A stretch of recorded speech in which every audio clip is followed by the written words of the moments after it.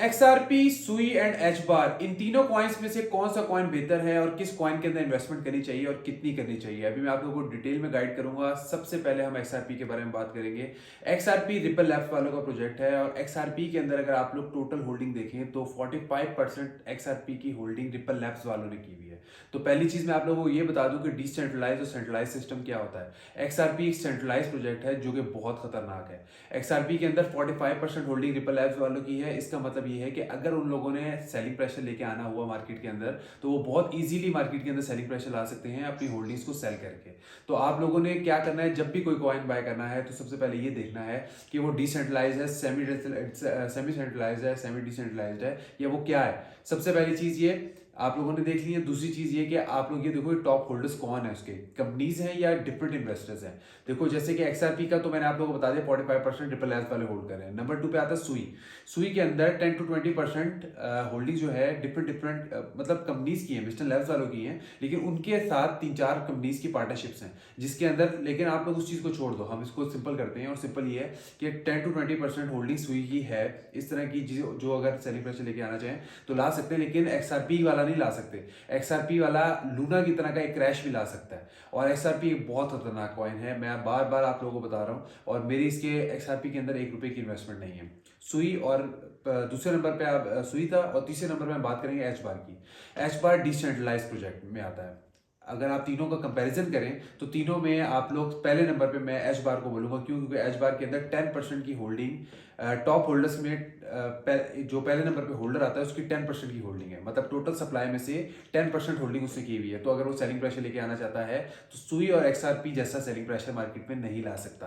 तो डिसेंट्रलाइज और सेंट्रलाइज के सिस्टम में हम बात करें तो पहले नंबर पे एच बार, दूसरे नंबर पे सुई और तीसरे नंबर पे XRP।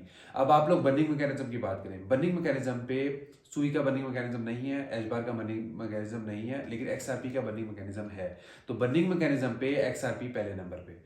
तीसरी चीज पर आप आ जाए कि इनका जो चार्ट्स है टेक्निकल, उसके हिसाब से आप देखें तो कौन सा कॉइन स्ट्रांग चल रहा है। XRP स्ट्रांग चल रहा है, सुई स्ट्रांग चल रहा है, एच बार एक ही जोन के अंदर चल रहा है। तो एच बार मार खाता है और सुई जो है वो अच्छा परफॉर्म भी कर रहा है, बुरा परफॉर्म भी कर रहा है, न्यूट्रल जोन में आता है। लेकिन जो चार्ट्स के बारे में अगर हम बात करें तो XRP चार्ट्स में इन दोनों से बहुत बेहतर है।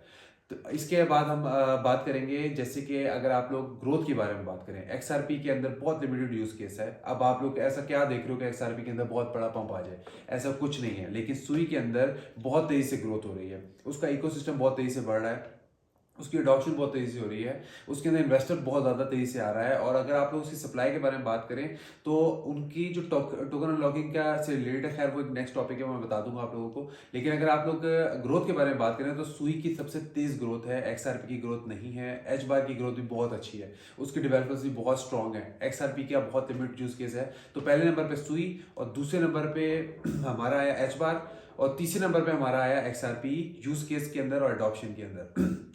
अब हम बात करते हैं टोकन सप्लाई के बारे में। अगर आप टोकन सप्लाई देखो तो XRP की टोकन सप्लाई और सुई की और एच बार की, तीनों के अंदर अगर ये लोग सेलिंग प्रेशर लेके आना चाहें तो सुई और XRP सेम है, लेकिन एच बार अगर सेलिंग प्रेशर मार्केट के अंदर टोकन अनलॉकिंग के थ्रू जो सेलिंग प्रेशर आएगा वो एच बार के अंदर ज्यादा आएगा। तो एच बार अगर अब आप हम इसको टोटल करें और सारा चीजें देखें कि अब हमें किस कॉइन के अंदर इन्वेस्टमेंट करनी चाहिए, तो पहले नंबर पे आप लोगों का बनता है सुई, दूसरे नंबर पे बनता है एच बार और तीसरे नंबर पे बनता है XRP। और XRP के अंदर मेरा ₹1 की इन्वेस्टमेंट नहीं है। क्यों? क्योंकि अगर मैं आप लोगों को ये भी बता दूं, मैं ये नहीं कह रहा कि XRP पंप होगा कि नहीं होगा।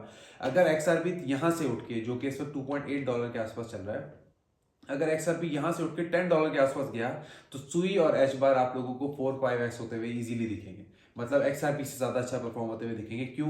क्योंकि एक ऑट्स रैली के अंदर XRP बहुत बड़ा पंप लिया तो लिया है, अदरवाइज सुई और एच बार आप लोगों को बहुत अच्छी परफॉर्मेंस शो करा सकते हैं। बाकी आप लोग क्या चाहते हैं और आप लोगों का क्या राय है इस बारे में, जो भी डिटेल आप लोग मेरे से मजीद चाहते हैं तो मुझे बताएं कमेंट्स में, ताकि मैं आप लोगों को डिटेल में गाइड कर सकूं कि हमें क्या चीज़ किस तरह करनी है। Thank you.